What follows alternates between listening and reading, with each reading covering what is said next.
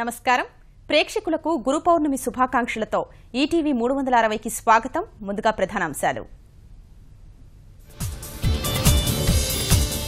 వేల కోట్లుగా పోలవరం అంచనా వ్యయం, 10 రోజుల్లో కొలిక్కి రానున్న పూర్తి లెక్కలు. ప్రతి సోమవారాన్ని చేనేత దినోత్సవంగా పాటిద్దాం. ఉద్యోగులు విద్యార్థులు నేత వస్త్రాలు ధరించాలన్న సీఎం. రక్షణాత్మక వాణిజ్యం వద్దు, ప్రపంచ ఆర్థిక ప్రగతే హద్దు, నిపుణుల రాకను అడ్డుకోవద్దని G20 దేశాల నిర్ణయం.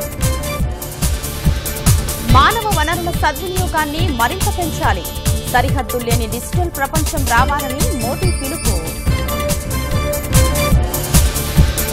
వైభవంగా ముగిసిన సింహాచలేశుని గిరి ప్రదక్షిణ, అప్పన్న దర్శనానికి బారులు తీరిన భక్తులు. దేశవ్యాప్తంగా గురు పౌర్ణమి వేడుకలు, కిటకిటలాడుతున్న సాయినాథుడి ఆలయాలు.